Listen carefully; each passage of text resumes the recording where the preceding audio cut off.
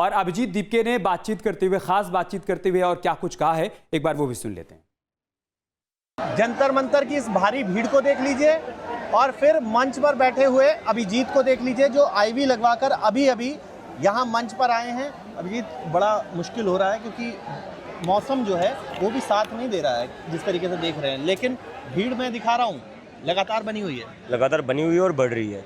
ये आंदोलन एक तरीके से अब जनता का आंदोलन बन गया है। अब जनता इसे अपने हाथों में ले चुकी है और सबसे अच्छी बात है कि इतने बड़े तादाद में पूरे देश भर में प्रोटेस्ट हो रहे हैं, हज़ारों की तादाद में, लाखों की तादाद में, और एकदम शांतिपूर्ण हो रहा है। सो ये सबसे खुशी की बात है। अच्छा, अमेरिका से वापस दिल्ली, दिल्ली से जंतर मंतर और जंतर मंतर से यहाँ तक की बात कि अगर अब की बार ऐसे केस बन सकते हैं कि वापस अमेरिका जाना ना हो, तो फिर उन सब चीज़ों को अमेरिका जाना ही नहीं ना वापस। अगर जाना होता तो आता क्यों, जाना ही नहीं सर। अब तो यही रहेंगे, अपना देश है यार। पढ़ने गया था, पढ़ाई हो गई, उसके बाद एक अपॉर्चुनिटी मिली अपने देश के लिए कुछ करने की। पहले तो प्लान यह था वही सेटल होना है, लेकिन जब इन लोगों ने मुझे नेशनल सिक्योरिटी थ्रेट का, अपने देश का बच्चा जो बाहर पढ़ने जाता है, आपकी कंट्री को वहाँ एक तरीके से रिप्रेजेंट कर रहा है, क्योंकि मुझे वहाँ एज ए इंडियन ही जानते थे।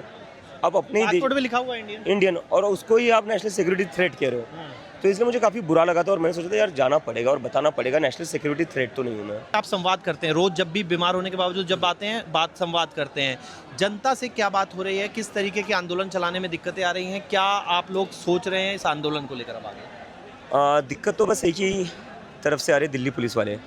दिल्ली पुलिस वाले कई सारे लोगों को डिटेन कर रहे हैं, आज भी कर रहे हैं। लगता है इनका मन नहीं भरा है। 20 तारीख को जो इन्होंने बच्चों का खून बहाया है, उसके बाद भी इनका मन नहीं भरा है। अभी भी टीयर गैस, लाठियाँ चला रहे बच्चों पर जो यहाँ आना चाहते।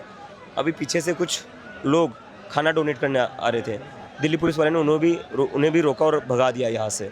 तो दिल्ली पुलिस बहुत ही घटिया हरकत कर रही है। बार बार कह रही है सोशल मीडिया पर कि इस तरीके की कोई बात नहीं है, स्विगी को हमने नहीं रोका, खाना हमने नहीं रोका, इस तरीके की बात ऑफिशियली कह रही है। तो सारे वीडियो गलत है। वीडियो में तो सारे पुलिस वाले दिख रहे हैं। दिल्ली पुलिस ने तो कौन सी पुलिस वाले, क्या फिर कोई दूसरी पुलिस लगा रखी है यहाँ पर? दिल्ली पुलिस बहुत ही बड़ी मक्कारी कर रही है और आगे अब ये पूरे देश भर में बढ़ रहा है। कल मुंबई में बहुत बड़ा प्रोटेस्ट हुआ, पुणे में बहुत बड़ा प्रोटेस्ट हुआ, नागपुर में हुआ, वेस्ट बंगाल में काफ़ी बड़ा हुआ, और बिहार में आज बिहार बंद का भी कॉल दिया हुआ है। चेन्नई में प्रोटेस्ट हो रहा है, तेलंगाना में प्रोटेस्ट हो रहा है, बेंगलोर में प्रोटेस्ट हो रहा है। तो एक तरीके से अब इस देश की जनता जाग चुकी है। सोनम वांगचुक ने अपनी जान दांव पर लगाकर इस देश की जनता को जगा दिया है। ये बार बार जो सवाल उठाते हैं उस सवाल में ये आता है कि भाई ये चल कैसे सकता है इतना बड़ा आंदोलन, ना खाना नहीं होगा तो कैसे चलेगा, पानी नहीं होगा तो कैसे चलेगा, ये आ कहाँ से रहा है? इस तरीके के सवाल भी आपके सामने आ रहे हैं। कई सारे लोग खुद से ला रहे हैं, मतलब हज़ारों लोग स्विगी और जोमेटो के ऑर्डर कर रहे हैं मेरे नाम से।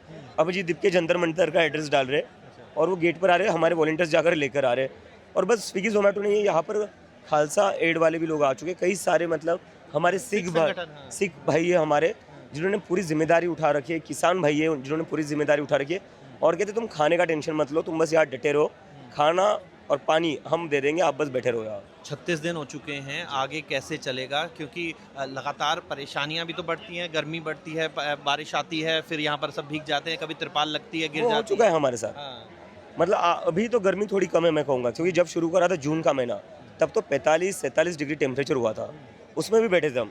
तो अभी हम तो यूज्ड टू हो गए इसको, अब आदत हो गई है इस वेदर की। और शिक्षा मंत्री के इस्तीफे को क्या हम ऐसे भी देखें? ठीक है, चौतरफा दबाव था, ठीक है, पेपर लीक हुआ, ठीक है, छात्र आंदोलन कर रहे थे, मांग कर रहे थे, लेकिन अगर कोई अपनी जिम्मेदारी का सही तरीके से निर्वहन नहीं कर पा रहा है किसी पद पर रहते हुए, किसी भी मंत्री पद पर रहते हुए, तो उसको पद पर रहने का नैतिक अधिकार नहीं है। यही इस आंदोलन का मुखरता से कह सकते हैं कि सार भी है। क्या भविष्य के लिए एक एग्जाम्पल भी सेट हो गया? कभी कोई भी सरकार आएगी, अगर सही तरीके से शिक्षा व्यवस्था को नहीं चला पाएगा कोई मंत्री, उसको अपने पद से इस्तीफा देना होगा, क्योंकि अतीत में हमारे पास उदाहरण नहीं है, लेकिन भविष्य में देने के लिए एक उदाहरण है। कह सकते हैं शांति त्यागी इस बात को हम?